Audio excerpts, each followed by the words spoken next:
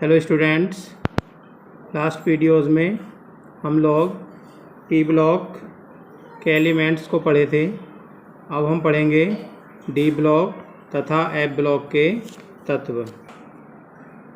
देखिए, सबसे पहले हमें पीरियोडिक टेबल में ये जानना होगा कि डी ब्लॉक के तत्व कौन से हैं।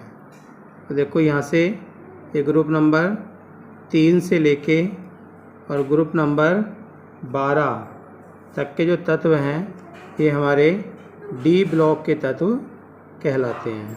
ठीक है, ये सब कौन से तत्व हैं? डी ब्लॉक के।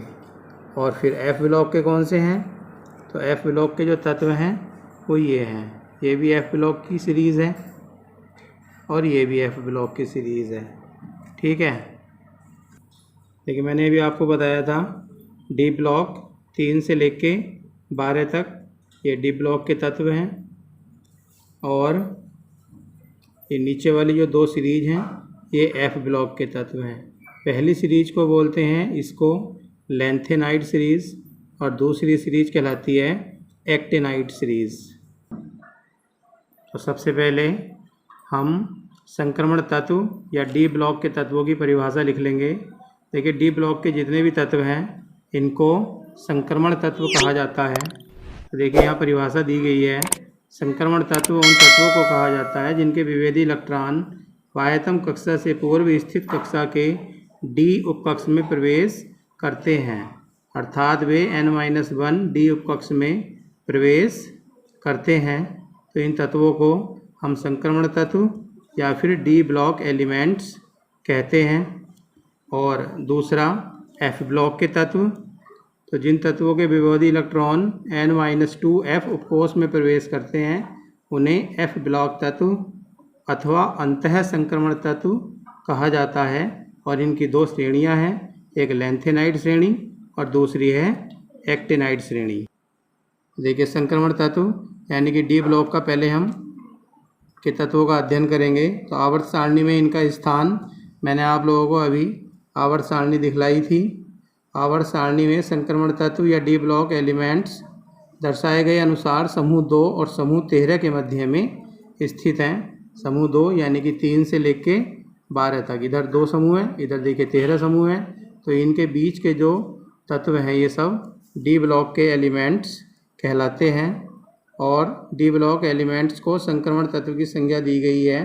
एस ब्लॉक के तत्व अधिक विद्युत धनात्मक होते हैं तथा आयनिक यौगिकों के निर्माण की प्रवृत्ति प्रदर्शित करते हैं। और पी ब्लॉक के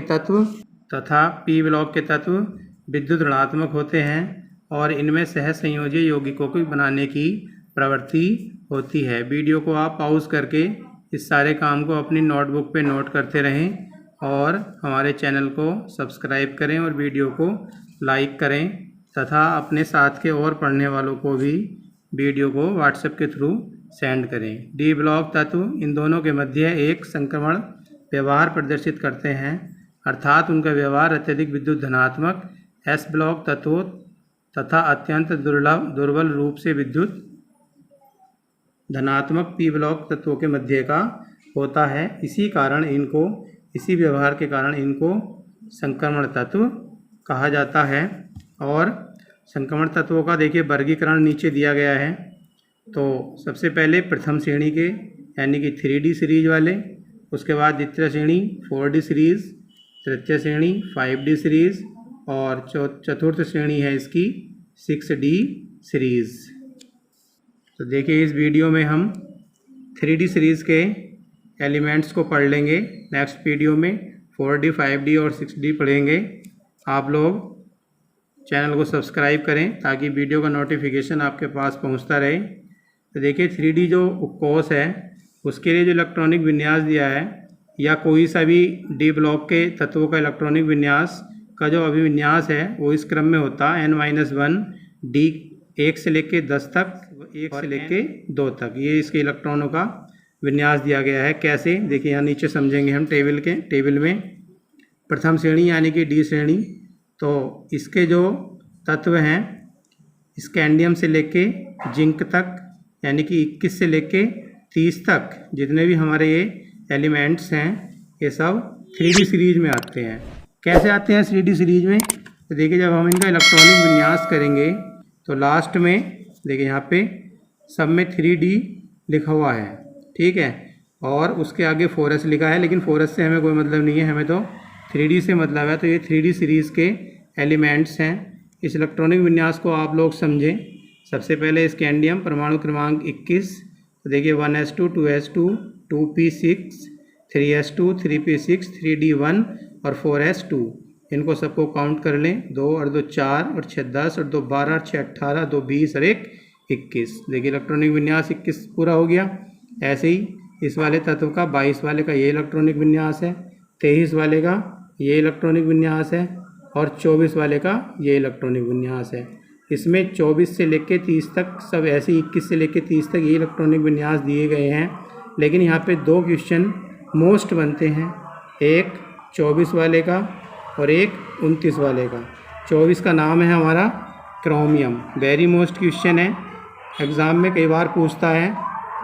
तो देखिए मैंने आपको बताया था इसमें 2 क्वेश्चन मोस्ट हैं यहाँ पे, जिनका इलेक्ट्रॉनिक विन्यास एग्ज़ाम्स में, बोर्ड एग्ज़ाम में कई बार पूछा गया है।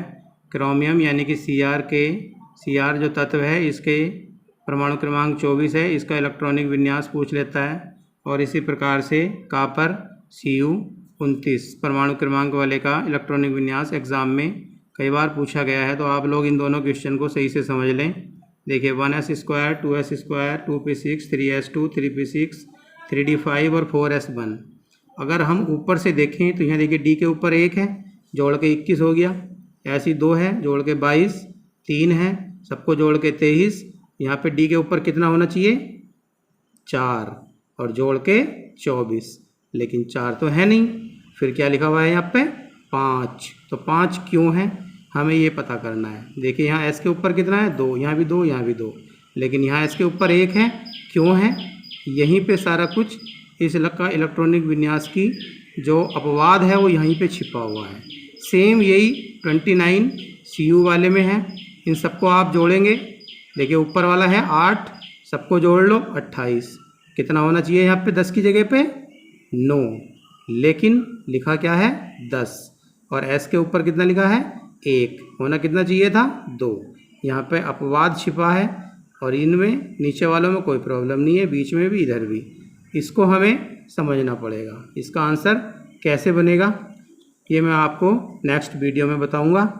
इसके लिए एक वीडियो 2 या 3 मिनट की अलग से बना दी जाएगी, आप लोग उस वीडियो में उसे समझ लें। चैनल को सब्सक्राइब करें। थैंक्स।